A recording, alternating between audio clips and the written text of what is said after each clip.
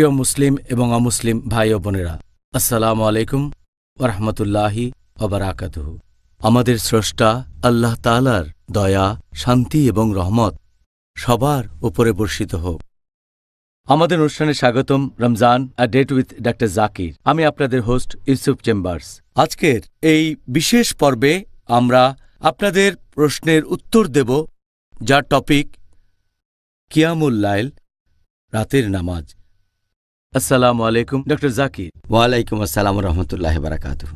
Doctor Zakir, এখন আজকের এই বিশেষ পর্বে আমরা কিয়ামুল লাইল প্রসঙ্গে পিস টিভির দর্শকদের পাঠানো বিভিন্ন প্রশ্ন নিয়ে আলোচনা করব। দর্শকদের কাছ থেকে আমরা অনেক ইমেল পেয়েছি, আর সবার আগ্রহ দেখে আমাদেরও ভালো লাগছে। আলহামদুলিল্লাহ আলহামদুলিল্লাহ। এবারে 10 প্রশ্নগুলো আমি আপনাকে করছি। 1 নম্বর প্রশ্ন, যে তারাবির নামাজ এটা কি সুন্নত নাকি এটা ফরজ? এটা কি কেউ মিস করতে পারে? আলহামদুলিল্লাহ ওয়াসসালাতু ওয়াসসালাম আলা রাসূলিল্লাহ ওয়া আলা আলিহি ওয়া সাহবিহি আজমাইন, আম্মা বাদ। আউযু বিল্লাহি মিনাশ শাইতানির রাজীম। বিসমিল্লাহির রহমানির রহিম।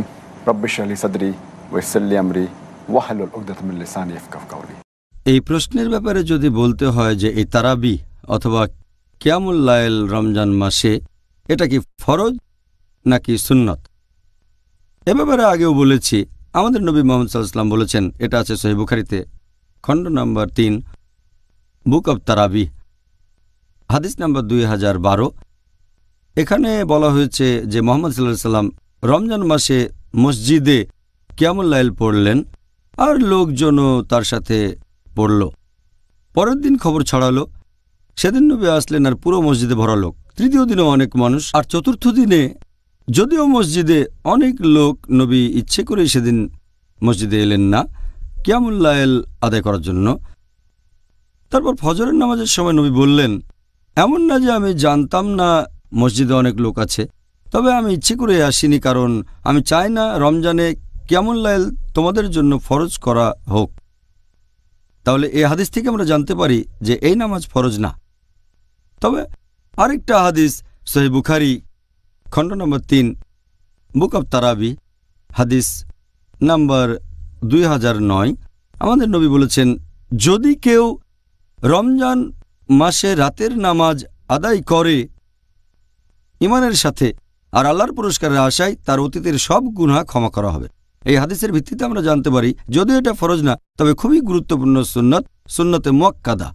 তার মানে নবীর যে সুন্নত গুরুত্বের সাথে সুপারিশ করা হয়েছে, যদিও এটা ফরজ না, এটা সুন্নতে মুআক্কাদা, খুবই গুরুত্বপূর্ণ একটা সুন্নত। কোনো মুসলিমেরই এটা মিস করা উচিত না, যদি না আসলেই তেমন কোনো কারণ থাকে। যতদূর সম্ভব এটা আদায় করাই উচিত আল্লাহর কাছ থেকে পুরস্কারের আশায়, তাহলে আগের সব গুনাহ ক্ষমা করা হবে। জাযাকাল্লাহ খায়ের। এবার দর্শকদের পাঠানো প্রশ্ন, অনেক ইমাম তারা খুব দ্রুত কোরআন পাঠ করেন তারাবির নামাজের সময়, তার মানে কিয়ামুল লাইল। এছাড়াও তারা খুব দ্রুত রুকু আর সিজদা করে, এতে করে জামাতে থাকা অনেকের জন্য নামাজ পড়াটা খুব কঠিন হয়ে যায়। এভাবে নামাজ পড়ার কোনো অনুমতি কি আছে? ব্যাপারটা খুব কমন, অনেক মসজিদে দেখা যায়, কারণ তারা রমজানে তারাবির নামাজে পুরো কোরআন শরীফ খতম দিতে চায়, আর তারা তাড়াতাড়ি করে নামাজ শেষ করতে চায়, সেজন্য খুব তাড়াতাড়ি করে নামাজ পড়ে। আর অনেক সময় দেখবেন যে তারা রুকু আর সিজদায় খুব অল্প সময় ধরে থাকে। একবার আমি এরকম একটা মসজিদে গিয়েছিলাম, সেখানে নামাজের মধ্যে ইমাম যখন সিজদায় গেলেন, আমিও সিজদায় গেলাম, তিনি একবার উঠে আরেকবার সিজদা দিলেন। আমার প্রথম সিজদা শেষ আর ইমামের দ্বিতীয় সিজদা তখন। আল্লাহু আকবার। এখন এটা ঠিক না ভুল? এটা উল্লেখ আছে সহিহ বুখারীতে, খণ্ড নম্বর 1, বুক অব সালা, হাদিস নম্বর 757। একবার আমাদের নবী মসজিদের ভেতরে গেলেন, আরেক লোক নবীকে অনুসরণ করল। তারপর নামাজ পড়া শেষ হলে সেই লোক নবীকে সালাম দিল, আসসালামু আলাইকুম। নবী তাকে উত্তর দিয়ে তারপর বললেন যে তুমি আবার নামাজ পড়ো, কারণ তুমি নামাজ পড়োনি। সেই লোক আবার নামাজ পড়ে নবীর কাছে ফিরে আসলো। নবী তখন বললেন, তুমি আবার নামাজ পড়ো, তুমি নামাজ পড়োনি। সেই লোক তৃতীয়বারের মতো নামাজ আদায় করলো, তারপর নবীর কাছে আসলো।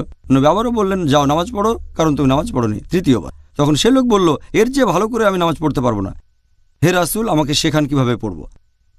তখন নবী তাকে বললেন যে তুমি তাকবীর দেওয়ার পরে দাঁড়ানো অবস্থায় বিভিন্ন সূরা পড়বে পবিত্র কোরআন থেকে, যেগুলো অন্তর থেকে জানো, কোরআনের যে সূরাগুলো তুমি জানো সেগুলো পড়বে। তারপর তুমি রুকু করবে এবং রুকুতে গিয়ে প্রথমে তুমি সুস্থির হবে। তারপর বলবে সকল প্রশংসা আল্লাহর সুবহান রাব্বিয়াল আজিম, যতক্ষণ না সোজা দাঁড়িয়ে সুস্থির হও। তারপর তুমি সেজদায় যাবে শান্তভাবে যতক্ষণ না সুস্থির হও। তারপর বলবে সুবহান রাব্বিয়াল আলা, সকল প্রশংসা আল্লাহর যিনি সবার উপরে, 3 বার। তারপর তুমি উঠে বসবে যতক্ষণ না সুস্থির হও, আর এভাবে নামাজ পড়ে যাও। তার মানে এই পজিশনগুলো, রুকু, তারপর সিজদা, তারপর রুকু থেকে যখন উঠবেন আর 2 সিজদার মাঝখানে আপনি থাকবেন সুস্থির হয়ে। তাড়াতাড়ি করে ওঠা বসা করতে পারবেন না। যদি এমন করেন ধরে নেওয়া হবে আপনার নামাজ কবুল হয়নি, যেন আপনি নামাজই পড়েননি। তাহলে যদি তাড়াতাড়ি করে তারাবির নামাজ পড়েন, রুকু সেজদা বা খুব তাড়াতাড়ি ধরে নেওয়া হবে আপনি নামাজ পড়েননি। তবে সবচেয়ে ভালো যদি ধীরে ধীরে পড়েন, শান্তভাবে। যদি মনে করেন 20 রাকাত পড়তে আপনি পারবেন না, তাহলে 8 রাকাত পড়েন, তবে সেটা শান্তভাবে সুস্থির হয়ে আর ধীরে ধীরে পড়বেন। সবচেয়ে ভালো সুস্থির হয়ে ধীরে ধীরে আর লম্বা সময় ধরে। তারাবি হবে লম্বা সময়ের। অন্য মসজিদের সাথে প্রতিযোগিতা করবেন না, যেটা প্রায় দেখা যায়। অনেক মসজিদ এমন প্রতিযোগিতা করে যে কার আগে কে তারাবি শেষ করতে পারে। হ্যাঁ, ব্যাপারটা বেশ দুর্ভাগ্যজনক, তারপরও কথাটা সত্যি। পরের প্রশ্ন যে পবিত্র রমজান মাসে তারাবির নামাজে একজন ইমামের জন্য কোরআন খতম দেয়া কি বাধ্যতামূলক? আর যারা তারাবির নামাজ পড়ছে তাদের জন্য কি কোরআনের আয়াতগুলো শোনা বাধ্যতামূলক, মানে ফরজ? এখানে একসাথে 2টা প্রশ্ন। এমন কোনো হাদিস নেই যেখানে নবী বলেছেন অথবা কোনো সাহাবী যে এ সময় কোরআন খতম দেওয়াটা আবশ্যিক। এটা করলে ভালো, এটা মুস্তাহাব, করলে ভালো। কারণ রমজান মাসে যত বেশি কোরআন পড়বেন সেটা আপনার জন্য অনেক ভালো। আর অনেকে হয়তো বাসায় কোরআন পড়ে না, তাই অন্তত রমজান মাসে কিয়ামুল লাইলের সময় লোকজন কোরআনের আয়াতগুলো শুনতে পারে। এটা করতে পারলে ভালো, তবে ফরজ না। আর কিয়ামুল লাইলের সময় কোরআন পড়া হলে মুত্তাকিদের জন্য, মুসল্লিদের জন্য সেটা শোনাটা আবশ্যিক। কিন্তু এটা আবশ্যিক না যে আপনাকে কোরআন খতম দিতেই হবে। তবে বেশিরভাগ মসজিদে রমজানের সময় কোরআন খতম দেয়, আর এটা ভালো মাশাআল্লাহ। তবে আমার জানা মতে কিছু মসজিদে এতে করে লোকজনের সমস্যা হয়ে যায়। কারণ যদি রমজান মাসে পুরো কোরআন শরীফ খতম দিতে চান তাহলে প্রতিদিন পড়তে হবে 1 পারা বা এর কাছাকাছি। এতে সমস্যা হয়ে যায়। সেজন্য অনেক মসজিদে পড়া হয় অর্ধেক পারা গড়পড়তায়। এভাবে রমজান মাসে অর্ধেক কোরআন শরীফ খতম দেয়, পরের রমজান মাসে তারা বাকি অর্ধেক খতম দেয়। সবগুলোরই অনুমতি আছে, তবে পুরো কোরআন খতম দিতে পারলে ভালো। যদি না সেখানে বাচ্চা ছেলেপেলে থাকে তারা হয়তো সেভাবে পারবে না, তাই 2-1টা মসজিদে এমন করে, আলহামদুলিল্লাহ সমস্যা নেই। পুরো কোরআন খতম দিলে ভালো, তবে এটা ফরজ না। আলহামদুলিল্লাহ, জাযাকাল্লাহ খাইর উত্তরের জন্য। তাহলে প্রিয় ভাই ও বোনেরা, ইনশাআল্লাহ আবার দেখা হবে একটা ছোট্ট বিরতির পর।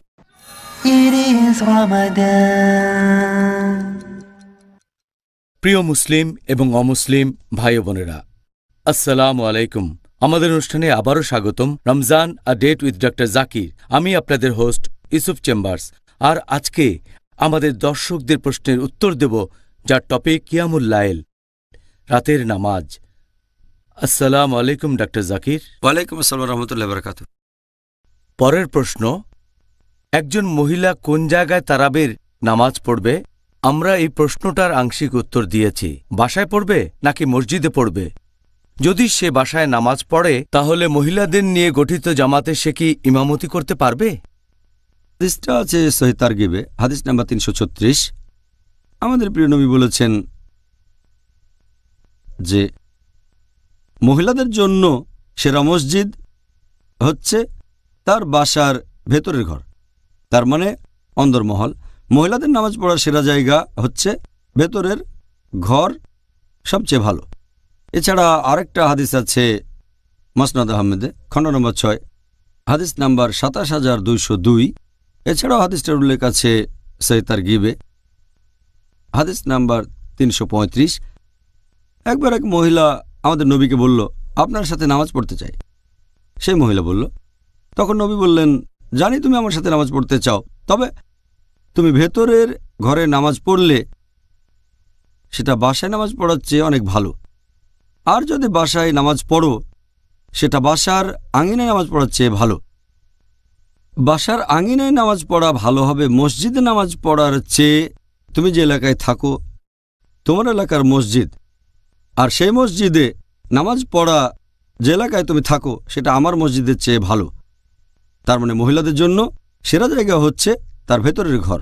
এছাড়াও বিভিন্ন হাদিস বলছে যে বাসার চেয়ে ভেতরের ঘরে নামাজ ভালো, আঙিনার চেয়ে বাসার নামাজ ভালো, বাসার আঙিনা এলাকার মসজিদের চেয়ে ভালো, এলাকার মসজিদ নবীর মসজিদের চেয়ে ভালো। যদিও আমাদের নবী বলেছেন, এটার উল্লেখ আছে সহিহ মুসলিমে খণ্ড নম্বর 2 হাদিস নম্বর 3210 যে আমার মসজিদে নামাজ পড়া এটা হবে 1000 নামাজের সমান। তার মানে যদি নবীর মসজিদে নামাজ পড়েন সেটা 1000 বার নামাজ পড়ার সমান হবে অন্য কোনো মসজিদে। তবে এই হাদিসটা মূলত পুরুষদের বোঝাচ্ছে, কারণ 2 হাদিস পরস্পর বিরোধী হবে না। এই হাদিসটা বলছে পুরুষদের কথা। মহিলাদের জন্য সেরা জায়গা হচ্ছে তার বাসা, বিশেষ করে ভেতরের ঘর। এছাড়া আরেকটা হাদিস আছে সুনান আবু দাউদে খণ্ড নম্বর 1 বুক অব সালাহ হাদিস নম্বর 591। উম্মে ওয়ারকা রাদিয়াল্লাহু আনহা তিনি নবীর কাছে এসে বললেন যে আমার বাসায় আমি একজন মুয়াজ্জিন চাই, আর নবী তাকে অনুমতি দিলেন। এরপরে হাদিস সুনান আবু দাউদ খণ্ড নম্বর 1 বুক অব সালাহ হাদিস নম্বর 592 বলা হয়েছে যে মুহাম্মদ সাল্লাল্লাহু আলাইহি সাল্লাম সেই ঘরে গেলেন। মুয়াজ্জিনকে নিয়োগ দেওয়ার পরে তিনি সেই মহিলাকে তখন ইমামতি করতে বললেন। জামাতে নামাজ অন্যান্য মহিলারাও তার সাথে নামাজ পড়ল। তারপর বর্ণনাকারী বলেছেন তিনি মুয়াজ্জিনকে দেখলেন যে একজন বৃদ্ধ লোক। এছাড়া আরও একটা সহিহ হাদিস আছে বাইহাক্কিতে হাদিস নম্বর 1922 হযরত আয়েশা রাদিয়াল্লাহু আনহা আমাদের নবীর স্ত্রী, তিনি বলেছেন যে তিনি মহিলাদের জামাতে ইমামতি করেছেন। তিনি ছিলেন ইমাম, তবে দাঁড়িয়েছিলেন কাতারের মাঝখানে। আরও একটা হাদিস আছে মুসান্নাফ ইবনে আবি শাইবা হাদিস নাম্বার 4953 উম্মে সালমা, তিনিও আমাদের নবীর স্ত্রী, আল্লাহ তাকেও শান্তিতে রাখুন, তিনি বলেছেন যে তিনিও ইমামতি করেছেন, মহিলাদের জামাতে নামাজ পড়িয়েছেন। তিনি দাঁড়িয়েছেন সামনের কাতারের মাঝখানে। তাহলে আমরা বুঝতে পারছি একজন মহিলা ইমাম হতে পারেন তিনি, কিন্তু এমন হলে ভালো হবে যদি তারা নামাজ পড়ে ভেতরের ঘরে, মসজিদে নামাজের চেয়ে ভালো।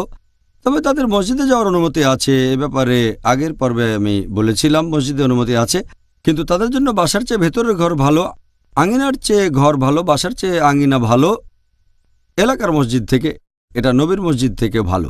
তবে মহিলারা চাইলে মসজিদে নামাজ পড়তে পারে, বাসায় নামাজ পড়লে সেখানেও জামাতে পড়তে পারে, এতে কোনো সমস্যা নেই। আর একজন মহিলা ইমাম হতে পারেন, বিভিন্ন হাদিসে কথা বলছে মহিলাদের সাথে। হ্যাঁ। পরের প্রশ্ন ডক্টর জাকির, আমরা অনেক সময় দেখি যে ইমাম নামাজ পড়াচ্ছেন, সে সময় অনেক লোক যারা জামাতে নামাজ পড়ছে তারা তখন তাদের হাতে পবিত্র কোরআন ধরে থাকে, এটার কি কোনো অনুমতি আছে? অনেক মুক্তাদি হাতে কোরআন শরীফ ধরে থাকেন। রমজান মাসে কিয়ামুল লাইল পড়ার সময় আমরা মাঝে মধ্যেই দেখি নামাজের লোকজন কোরআন ধরে আছে, লাইভ টেলিকাস্টে দেখতে পাবেন। রমজান মাসে কিয়ামুল লাইল পড়ানো হচ্ছে হারাম শরীফে, তখন অনেকে ধরে থাকে মুসহাফ, কোরআনের একটা কপি, অনুমতি আছে কিনা।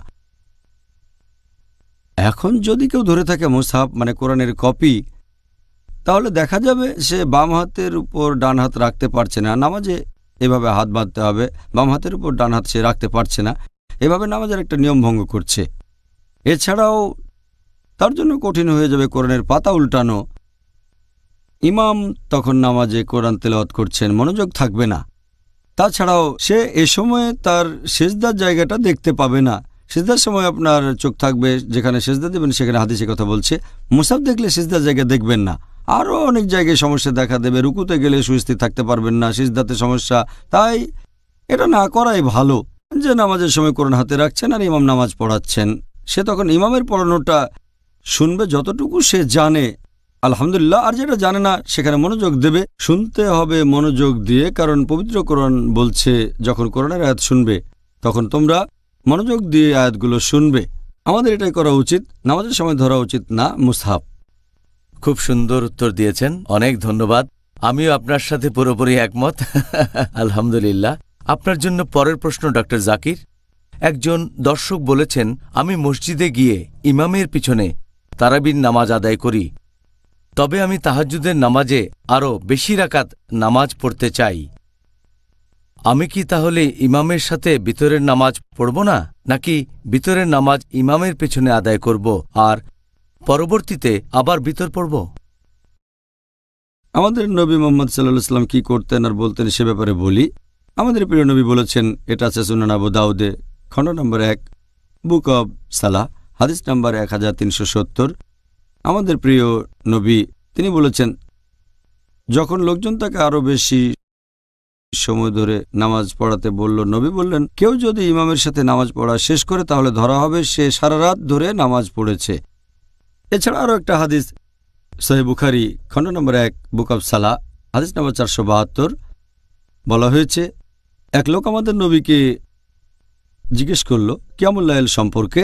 নবী বললেন যে, তুমি পড়বে 2 রাকাত করে, তারপর 2 রাকাত, আবার 2 রাকাত, আবার 2 রাকাত। যখন মনে হবে ভোর হয়ে যাচ্ছে তখন 1 রাকাত করে। আরেকটা হাদিস বলছে আপনি যত রাকাত খুশি পড়তে পারেন। এই দুটো হাদিসের ভিত্তিতে বলা যায় আপনার সামনে দুটো অপশন আছে।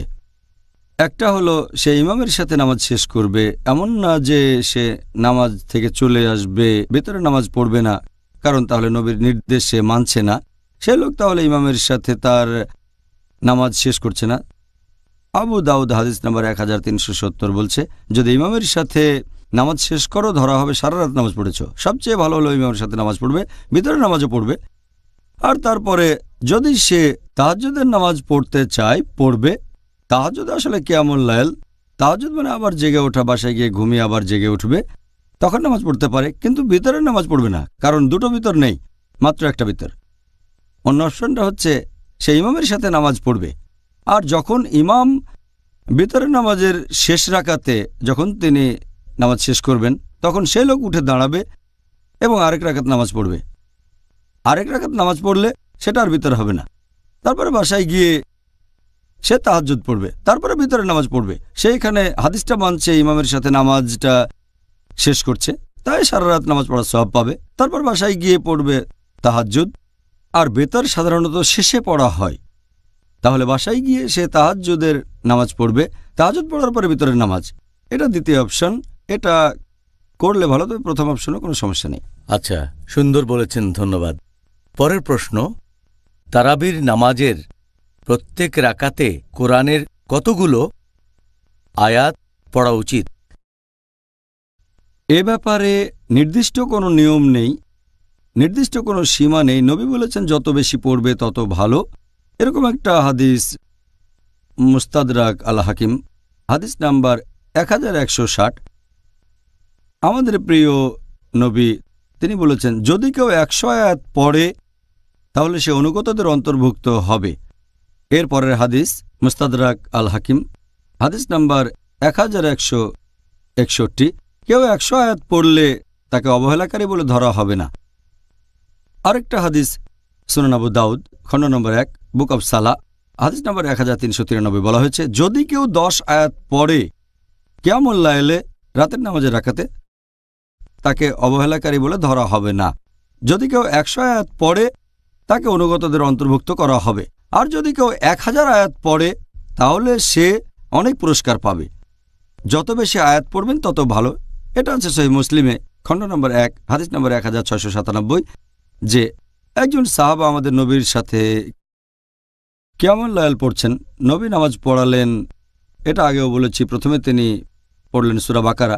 সাহাবা ভাবলেন 100 আয়াতের পর রুকু হবে, নবী পড়েই গেলেন। 200 আয়াত নবী পড়ে গেলেন। সাহাবা ভাবলেন সূরা বাকারা শেষ হলে রুকুতে যাবেন, নবী পড়েই গেলেন। তারপর পড়লেন সূরা নিসা, ভাবলেন সূরা নিসার পরে রুকু, তারপরে পড়লেন সূরা আল ইমরান। এভাবে নবী এক রাকাতেই পড়লেন 5 পারারও বেশি। নবী এত লম্বা সময় পড়েছেন। এছাড়াও আর একটা হাদিস, এটা উল্লেখ করা হয়েছে মুয়াত্তা ইমাম মালিকে, খণ্ড নম্বর 1, বুক অব প্রেয়ার, অধ্যায় নম্বর 2, হাদিস নম্বর 4, যে উবাই বিন কাব যখন নামাজ পড়াতেন তিনি এক রাকাতে 100 আয়াত পড়তেন, লম্বা আয়াত, আর ধীরে ধীরে পড়তেন। অনেকে ক্লান্ত হয়ে লাঠিতে ভর দিয়ে দাঁড়াতো। অনেক সময় তিনি নামাজ পড়াতেন ফজরের ওয়াক্ত পর্যন্ত, অনেক লম্বা। তবে নবী আরও বলেছেন, এটা আছে সহিহ মুসলিমে, খণ্ড নম্বর 1, বুক অব সালা, হাদিস নম্বর 943, যে যখন জামাতে নামাজ পড়বে তখন নামাজ খুব বেশি লম্বা করবে না, কারণ সেখানে মহিলা, বৃদ্ধ লোকজন তারা হয়তো ক্লান্ত হয়ে যাবে, তাই নামাজ একটু ছোট করবে। তারপর নবী আরও বলেছেন, তোমরা যখন জামাতে নামাজ পড়বে তখন নামাজ খুব লম্বা করবে না, কিন্তু যখন একা একা পড়বে তখন যত খুশি লম্বা করতে পারো। আমাদের নবী পড়েছেন 5 পারার বেশি। একা নামাজ পড়লে যত খুশি লম্বা করতে পারেন, জামাতে নামাজ পড়লে লম্বা করতে পারেন, তবে খুব লম্বা করবেন না, বেশি সময় নেবেন না, তাতে করে অন্যদের সমস্যা হয়ে যাবে যারা জামাতে নামাজ পড়ছে, বাচ্চা, ছেলে মেয়ে, মহিলা, বয়স্ক লোকজন, তাদের দিকে খেয়াল রাখবেন। মানে একটা ভারসাম্য থাকতে হবে। আলহামদুলিল্লাহ। পরের প্রশ্ন ডক্টর জাকির, তারাবির নামাজ কি বাসায় আদায় করার অনুমতি আছে? আর স্বামী যদি স্ত্রী আর সন্তানদের জামাতে ইমামতি করেন, তাহলে কি সেই ব্যক্তি মসজিদে তারাবির নামাজের জামাতে ইমামতি করার সমপরিমাণ সওয়াব পাবেন? একা নামাজ পড়ার চেয়ে জামাতে নামাজ পড়া বেশি ভালো। এ ব্যাপারে আগেও বলেছি, মসজিদে নামাজ পড়া এটা বাসায় নামাজ পড়ার চেয়ে ভালো। তাই পুরুষদের জন্য মসজিদে নামাজ পড়া বেশি ভালো, জামাতে নামাজ পড়া। তবে মহিলাদের নামাজ পড়ার কথা যদি বলেন, বাসায় পড়ার চেয়ে ভেতরের ঘরে ভালো। বাসা ভালো আঙিনার চেয়ে, আঙিনা ভালো মসজিদের চেয়ে। তাই মহিলাদের জন্য ভালো যদি বাসায় নামাজ পড়ে থাকে, তারা চাইলে বাসায় জামাতের ব্যবস্থা করতে পারে, সেটাই সবচেয়ে ভালো। আগেও বলেছি সবচেয়ে ভালো মহিলারা বাসায় নামাজ পড়বে, জামাতে পড়তে পারে, তবে পুরুষদের জন্য ভালো হবে মসজিদে নামাজ পড়া। ওকে, খুব সুন্দর। আলহামদুলিল্লাহ, জাযাকাল্লাহ খায়ের উত্তরের জন্য। তাহলে প্রিয় ভাই ও বোনেরা, ইনশাআল্লাহ আবারও দেখা হবে একটা ছোট্ট বিরতির পরে।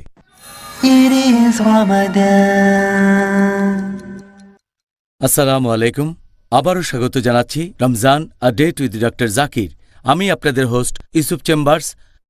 আজকের এই বিশেষ পর্বে আমরা আপনাদের প্রশ্নের উত্তর দেব, যার টপিক রোজা অবস্থায় যেগুলো সুপারিশ আর অনুৎসাহিত করা হয়েছে। ডক্টর জাকির, আসসালামু আলাইকুম। ওয়ালাইকুম আসসালাম রহমতুল্লাহ বারাকাতুহু। আমাদের আজকের এই অনুষ্ঠানে আমরা প্রত্যেকটা সেকেন্ডের সদ্ব্যবহার করব।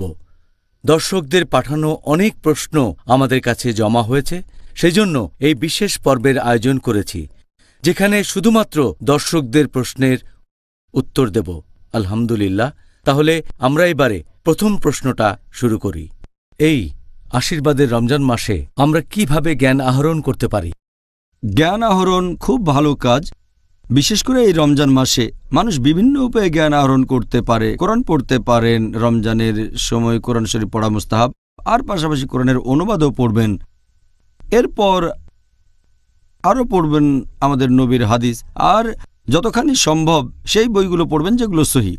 আমাদের নবীর সহিহ হাদিস সবচেয়ে ভালো হচ্ছে কুতুবুস সিত্তা, এই বইগুলোই হচ্ছে সবচেয়ে ভালো, যেমন বুখারী, মুসলিম, সুনান তিরমিজি, সুনান আবু দাউদ, সুনান নিসাই, ইবনে মাজা, এগুলো কুতুবুস সিত্তা সবচেয়ে ভালো।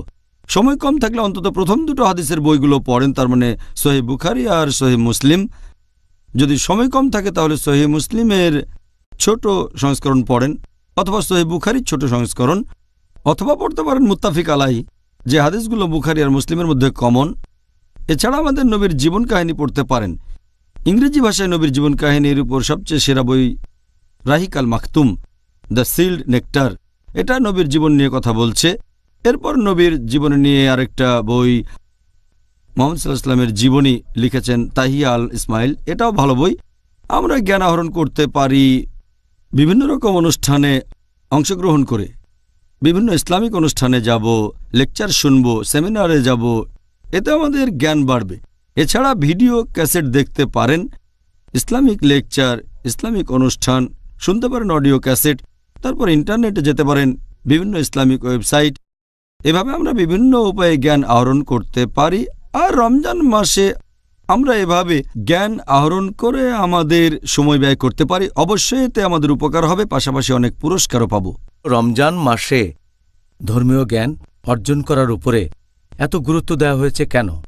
জ্ঞান আহরণের কথা যদি বলতে হয়, পবিত্র কোরআনে আল্লাহ মানুষের জন্য প্রথম যে নির্দেশটা দিয়েছেন সেটা নামাজ পড়া না, রোজা রাখা না, হজ পালন করা না, সেটা হচ্ছে ইকরা।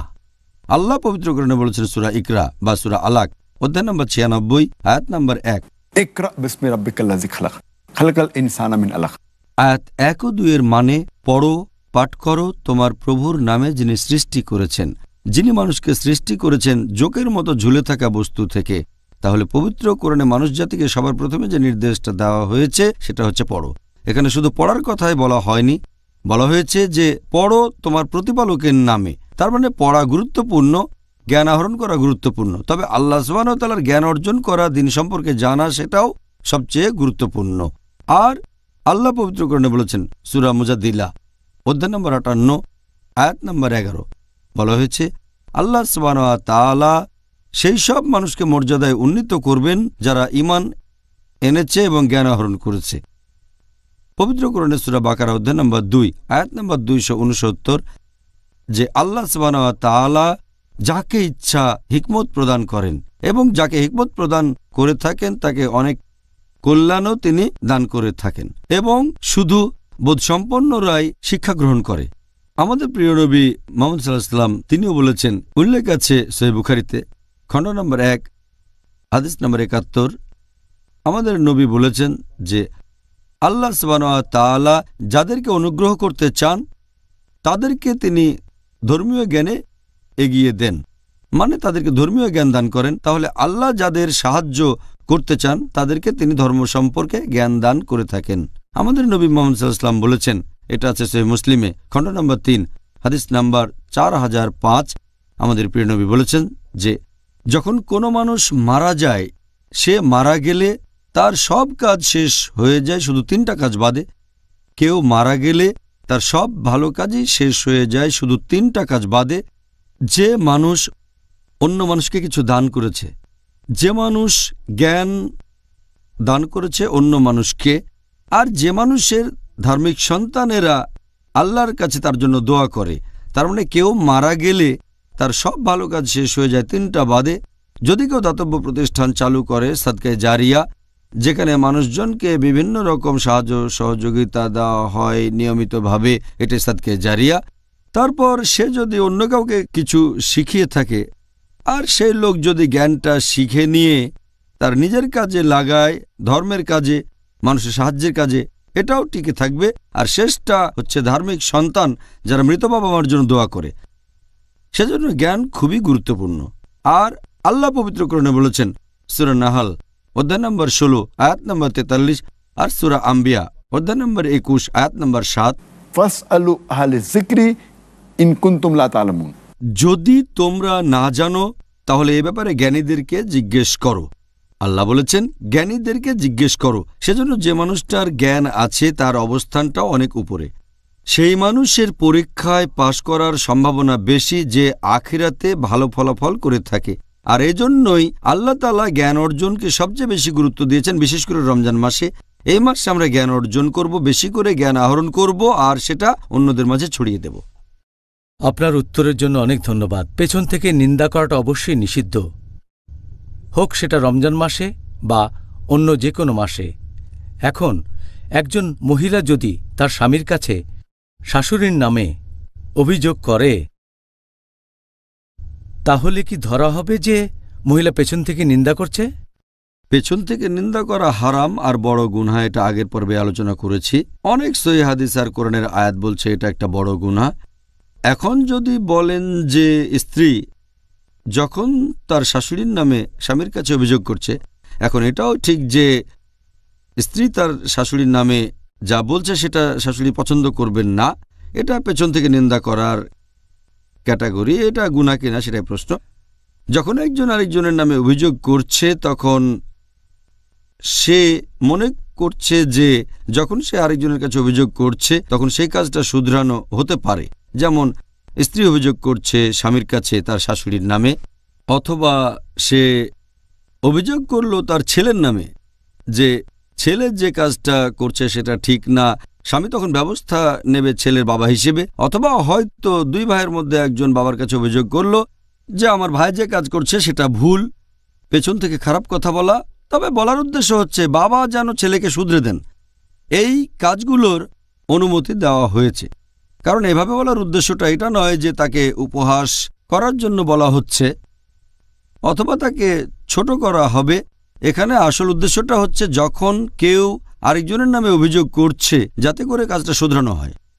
আপনারা যদি তাফসির পড়েন ইমাম আন-নাওয়ির, এই হাদিসটার উল্লেখ আছে সহিহ মুসলিমে, এটাও গত পর্বে আলোচনা করেছি, হাদিস নম্বর 6265। সেখানে আমাদের নবী সাল্লাল্লাহু আলাইহি সাল্লাম বলেছেন, তোমরা জানো পেছন থেকে নিন্দা কি? সাহাবীগণ বললেন যে আল্লাহর রাসূল ভালো জানেন। নবী বললেন যে কেউ যদি কারো নামে পেছন থেকে কথা বলে যেটা সে পছন্দ করে না, সেটাই হচ্ছে পেছন থেকে নিন্দা করা। একজন সাহাবা বললেন, যদি অভিযোগটা সত্যি হয় তাহলে কি হবে? নবী বললেন, তাহলে পেছন থেকে নিন্দা করা, যদি মিথ্যে হয় তাহলে হবে মিথ্যে অপবাদ দেয়া। এখন এই হাদিসের ব্যাপারে ব্যাখ্যা দিতে গিয়ে ইমাম আন-নাওয়ি বলেছেন যে পেছন থেকে নিন্দা করা বা গীবতের 6 অবস্থায় অনুমতি আছে। 1 নম্বর তিনি বলেছেন যে যদি কোনো কিছু বলা হয় দেশের শাসকের কাছে বা বিচারকের কাছে, অন্য আরেকজন মানুষের নামে কোনো রকম অভিযোগ করা হয় যে তার সাথে অন্যায় করেছে, হয়তো তার সম্পদ চুরি করেছে, কোনো মূল্যবান সম্পদ হতে পারে, অথবা কোনো অন্যায় করেছে, যদি তার নামে অভিযোগ করেন শাসক অথবা বিচারকের কাছে আরেকজন মানুষের নামে আরেকজন মুসলিম, এটার অনুমতি আছে, কারণ আপনি অন্যায়ের বিচার চাচ্ছেন। এই ধরনের ক্ষেত্রে গীবতের অনুমতি আছে। ক্যাটাগরি নাম্বার 2, যে আপনি কারো কাছে অভিযোগ করছেন আর মনে করছেন সেই লোক প্রভাব ফেলতে পারবে তার উপর যে খারাপ কাজটা করছে, গুনাহ করছে, আর মনে করছেন সে খারাপ কাজ বন্ধ করে দেবে, অনুমতি আছে। যেমন ধরেন আপনার একজন বন্ধু, সে আরেক লোকের পাল্লায় পড়ে খারাপ কাজ করছে, আপনি বললেন যে আমার বন্ধু খারাপ কাজ করছে, অ্যালকোহল পান করছে। যদি মনে করেন সেই লোক আপনার বন্ধুকে প্রভাবিত করতে পারবে, তার প্রভাবে সে এই খারাপ কাজ আর করবে না, তাহলে গীবতের অনুমতি আছে। তাহলে স্ত্রী যখন স্বামীর কাছে অভিযোগ করছে, সেটা আসবে প্রথম বা দ্বিতীয় ক্যাটাগরিতে। হয়তো স্ত্রীর সাথে কোনো অবিচার করা হয়েছে, অথবা স্ত্রী স্বামীর কাছে বলতে চাইছে সে তার শাশুড়িকে শুধরে দেবে, প্রথম দুটোর একটাতে পড়বে। বাকি 4টা ক্যাটাগরি ইমাম আন-নাওয়ির মতে যেসব ক্ষেত্রে গীবত করা যায়। 3 নম্বর, যদি আপনি যান কোনো মুফতির কাছে, কোনো ধর্মীয় ব্যক্তিত্ব, কোনো ধর্মীয় উপদেশের জন্য, হয়তো বললেন যে আমার বাবা এই কাজ করেছে অথবা আমার স্ত্রী এই কাজ করেছে, অভিযোগ করলেন, জিজ্ঞেস করলেন কি করা উচিত। এ ধরনের ক্ষেত্রে অভিযুক্তের নাম যদি উল্লেখ না করেন অথবা পরিচয় গোপন করে বললেন যে আমার বন্ধুর বাবা এই কাজ করেছে, সেটা বললে ভালো। তবে এমন ক্ষেত্রে যখন ধর্মীয় উপদেশ নিচ্ছেন বা ফতোয়া একটা বিশেষ কাজের জন্য, তাহলে অনুমতি আছে। 4র্থ ক্যাটাগরি ইমাম আন-নাওয়ির মতে যেখানে গীবত করা যাবে, এটা হচ্ছে যখন আপনি জানেন একজন বর্ণনাকারী সে মিথ্যে বলছে, বর্ণনা দিচ্ছে হয়তো কোনো হাদিসের, তখন আপনার দায়িত্ব হয়ে যাবে লোকজনকে জানানো সে মিথ্যে কথা বলছে, অথবা তার স্মরণশক্তি দুর্বল, কারণ শরিয়াকে রক্ষা করতে হবে। অথবা কেউ হয়তো কিনছে কোনো দাসকে, আর আপনি জানেন এই দাসের কিছু বদভ্যাস আছে, হয়তো সে ব্যভিচার করেছে, তাই বিক্রেতার জন্য এটা আবশ্যিক যে সে ক্রেতাকে জানাবে যে এই দাসের কিছু বদভ্যাস আছে। অথবা কেউ আপনাকে বলল যে সে অমুক মহিলাকে বিয়ে করছে, আপনাকে জিজ্ঞেস করলো মহিলা কেমন, তখন যেটা আপনার দায়িত্ব যে আপনি সেই মহিলার দোষ ত্রুটিগুলো সেই লোককে বলে দেবেন। এখানে উদ্দেশ্যটা সেই লোককে ছোট করা নয়, এখানে উদ্দেশ্যটা সেই লোককে কোনো রকম অপমান করা নয়, উদ্দেশ্যটা হচ্ছে সঠিক তথ্য জানানো, হোক বিয়ের জন্য বা ব্যবসার জন্য। তাহলে এটা হচ্ছে 4র্থ ক্যাটাগরি যেখানে ইমাম আন-নাওয়ি বলেছেন যে অনুমতি আছে। 5 নম্বর ক্যাটাগরির কথা যদি বলতে হয়, যদি জানেন কেউ কোনো গুরুতর পাপ করছে জনসমক্ষে মদপান অথবা প্রতারণা করা অথবা চুরি করা, তখন আপনি লোকজনের সামনেই বলতে পারেন যে এই লোক অন্য লোকের সাথে প্রতারণা করে অথবা চুরি করে অথবা সে বিভিন্ন বেদাত কাজ করে, অথবা একজন ধর্মীয় ব্যক্তিত্ব হয়তো কোনো ফতোয়া দিচ্ছে আর আপনি জানেন যে এই লোকটা সত্যবাদী নয়, তাই এখানে অনুমতি আছে সেই লোকের বিরুদ্ধে কথা বলবেন। 6 নম্বর ক্যাটাগরি হচ্ছে যখন কাউকে শনাক্ত করা হবে, যদি আপনার উপর কাউকে শনাক্ত করার দায়িত্ব পড়ে, সে সময় শনাক্ত করতে গিয়ে হয়তো তার কোনো বৈশিষ্ট্যের কথা বলছেন যে সে পছন্দ করবে না। যেমন আপনি হয়তো বলবেন লোকটা অনেকটা খাটো, অনেকটা লম্বা, এখানে আপনি বৈশিষ্ট্যের কথা বলছেন তাকে শনাক্ত করার জন্য, সে হয়তো পছন্দ করবে না শনাক্ত করার জন্য। এখানে শনাক্ত করতে গিয়ে এমন না বলাই ভালো, তবে এড়াতে না পারলে আপনি বলতে পারেন। ইমাম আন-নাওয়ি এই 6 ক্যাটাগরির কথা বলেছেন যেখানে গীবতের অনুমতি আছে। ধন্যবাদ ডাক্তার জাকির। ইনশাআল্লাহ আমাদের আবারও দেখা হবে। এখন একটা ছোট্ট বিরতি। It is Ramadan. আসসালামু আলাইকুম, আবারও স্বাগতম এই অনুষ্ঠানে Ramzan a date with doctor Zakir. আমি আপনাদের হোস্ট ইউসুফ চেম্বার্স। আর আজকে আমাদের আলোচনার টপিক রোজা অবস্থায় যেগুলো সুপারিশ আর অনুৎসাহিত করা হয়েছে। পরের প্রশ্ন এটা করেছেন একজন দর্শক যে একজন লোক যদি টিভিতে কোনো সিরিয়াল বা খবর দেখে যেখানে মহিলারা তাদের হিজাব পালন করে না, এতে করে তার রোজা বাতিল হয়ে যাবে? হিজাব ছাড়া কোনো মহিলার দিকে তাকানোর কথা যদি বলেন, ইসলামে এটার কোনো অনুমতি নেই। হোক সেটা রমজানে বা অন্য কোনো সময় রোজা রাখেন বা না রাখেন। আল্লাহ পবিত্রকরণে বলেছেন সূরা নূর অধ্যায় নম্বর 24 আয়াত নম্বর 30, মুমিন পুরুষদের বলো তারা দৃষ্টি সংযত রাখবে, লজ্জাস্থানের হেফাজত করবে। তার মানে যখনই কোনো মহিলাকে দেখবে তার মাথায় যদি কোনো খারাপ চিন্তা আসে, মহিলা হয়তো হিজাব পরে না, সে দৃষ্টি নিচু করবে। পবিত্রকরণের এই আয়াত অনুযায়ী কোনো মহিলার দিকে তাকিয়ে থাকাটা হারাম। আর টেলিভিশন খুললে আপনারা দেখবেন সেখানে যে মহিলাদের দেখা যায়, এমন না যে সেখানেও মাথা নিচু করবেন, তবে প্রায় সবাই শুধু মহিলাদেরকে দেখে।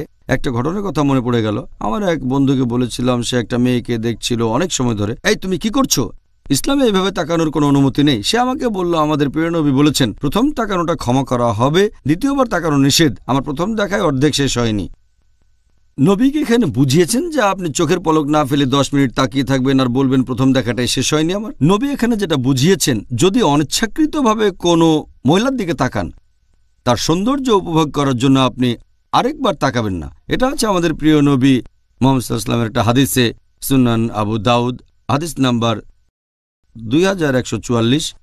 এখানে আমাদের নবী বলেছেন আলী রাদিয়াল্লাহু আনহুকে যে মহিলাদের দিকে দ্বিতীয়বার তাকিও না। প্রথমবার দেখলে সেটার অনুমতি আছে, তবে দ্বিতীয়বার তাকাবে না। এই হাদিস আবারও আছে সুনান আবু দাউদে হাদিস নাম্বার 2143। নবী বলেছেন যে অনিচ্ছাকৃতভাবে দেখলে অনুমতি আছে, তবে মহিলার দিকে দ্বিতীয়বার তাকিও না।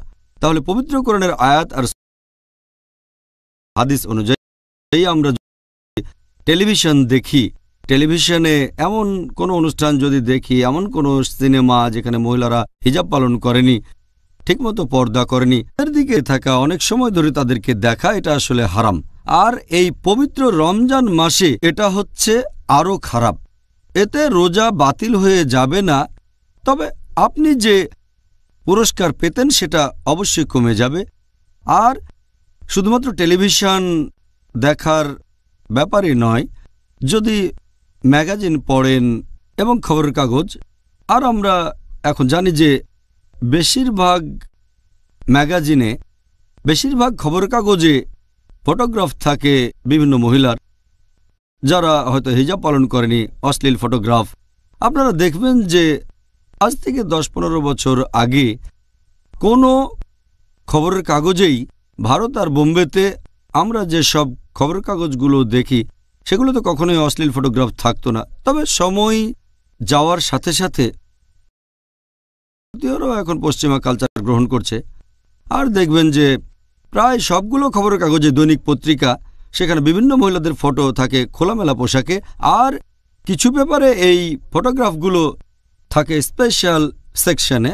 এভাবে সামনের পৃষ্ঠা তো চলে আসছে। এগুলো অন্য সময়ও ঠিক না, রমজানে তো আরোই ঠিক না। রোজা থেকে পেপার খুললেন আর দেখলেন খোলামেলা পোশাকে মহিলাদের ফটো, অথবা অল্প জামা কাপড় পরেছে, এটা পেপারে কাটতি বাড়ানোর জন্য। এই ব্যাপারটা নিষিদ্ধ অন্য সময় আর রোজা থাকার সময়ও। সুবহানাল্লাহ। এবারে প্রশ্নটাও করেছেন একজন দর্শক। তিনি জানতে চান আর লিখেছেন, একবার একটা বাসায় ইফতার পার্টি হচ্ছে, আমিও ছিলাম। একজন বয়স্ক লোক সে রুমে আসলো, অনেক লোক উঠে দাঁড়িয়ে তাকে স্বাগত জানালো। এই কাজটার কি অনুমতি আছে? অনেকে বলে অনুমতি নেই। এ ব্যাপারে আপনি কি বলবেন? যদি কাউকে সম্মান দেখানোর জন্য দাঁড়ানোর কথা বলতে হয়, ইসলামে এটার অনুমতি নেই। তবে আপনি হোস্ট হিসেবে যদি দাঁড়ান কোনো মেহমানকে স্বাগত জানাতে, অথবা আপনি উঠে দাঁড়াচ্ছেন তার সাথে হ্যান্ডশেক করার জন্য, এটা ভালো ব্যবহার। হ্যান্ডশেক করার সময় দাঁড়ানো অথবা হোস্ট হিসেবে মেহমানকে স্বাগত জানানোর জন্য, এতে কোনো সমস্যা নেই। এটা হচ্ছে একটা ভদ্রতা, ভালো ব্যবহার, সুন্নত। কিন্তু দরজার সামনে দাঁড়ালেন, স্বাগত জানালেন না, হ্যান্ডশেক করলেন না, শুধু কাউকে সম্মান দেখানোর জন্য, এটার অনুমতি নেই। তবে যদি কাউকে স্বাগত জানান অথবা অফিসে বসে আছেন, তখন কেউ আসলো, গেস্ট আসলো, হ্যান্ডশেক করবেন, তখন দাঁড়িয়ে হ্যান্ডশেক করলেন স্বাগত জানাতে গিয়ে, এটাকে বলা হয় ভালো ব্যবহার। এটা একটা সুন্নত। অনেক হাদিসে এটা বলা হয়েছে। যেমন ধরেন, যদি পড়েন, এটার উল্লেখ আছে তিরমিজিতে, হাদিস নাম্বার 3872, বলা হয়েছে যে নবী মুহাম্মদ সাল্লাল্লাহু আলাইহি সাল্লাম ফাতেমার জন্য উঠে দাঁড়াতেন আর ফাতেমাও তার জন্য উঠে দাঁড়াতেন। বলা হয়েছে যে মুহাম্মদ সাল্লাল্লাহু আলাইহি সাল্লাম উঠে দাঁড়াতেন তার মেয়ের জন্য, ফাতিমা রাদিয়াল্লাহু আনহা, আর তিনিও উঠে দাঁড়াতেন যখন আসতেন তার বাবা হযরত মুহাম্মদ সাল্লাল্লাহু আলাইহি সাল্লাম। তার মানে এভাবে দাঁড়ানোটা হারাম না, এটার অনুমতি আছে। এছাড়াও আরেকটা হাদিস আছে সহিহ বুখারীতে, হাদিস নাম্বার 3043, যে সাহাবীগণ উঠে দাঁড়িয়েছেন নবী মুহাম্মদ সাল্লাল্লাহু আলাইহি সাল্লামের নির্দেশে, যখন সাদ ইবনে মাউদ আসলেন বনি খুরাইদার বিচার করার জন্য। তার মানে নবী বলেছেন যে তোমরা দাঁড়াও, আর সাহাবীগণ দাঁড়িয়েছেন আরেকজন সাহাবাকে স্বাগত জানাতে। এরপর আরও দেখবেন সহিহ বুখারীতে হাদিস নাম্বার 4418, বলা হয়েছে যে তালহা রাদিয়াল্লাহু আনহু তিনি উঠে দাঁড়িয়ে হ্যান্ডশেক করলেন আরেক সাহাবার সাথে, কাব ইবনে মালিক, যখন তিনি আল্লাহর কাছে তওবা করলেন আর আল্লাহ তা কবুল করলেন। তাহলে দেখা যাচ্ছে একজন সাহাবা দাঁড়াচ্ছেন নবীর সামনে, নবী সেখানে উপস্থিত ছিলেন অন্য সাহাবাকে স্বাগত জানাতে আর হ্যান্ডশেক করার জন্য। তাহলে বলা হচ্ছে যে স্বাগত জানাতে, শুভেচ্ছা জানাতে, হ্যান্ডশেক করতে যদি উঠে দাঁড়ান অনুমতি আছে, এটা সুন্নাত। এই কাজটা করলে ভালো, উৎসাহ দেওয়া হয়েছে। এছাড়াও আরও অনেক হাদিস আছে, যেমন একটা হাদিস সুন্নান আবু দাউদে, হাদিস নাম্বার 5211, এখানে বলা হয়েছে নবী যখন লাঠিতে ভর দিয়ে আসলেন সাহাবীগণ উঠে দাঁড়ালেন। নবী আপত্তি জানিয়ে বললেন যে তোমরা কি বিদেশিদের মতো উঠে দাঁড়িয়ে আমাকে সম্মান দেখাচ্ছ?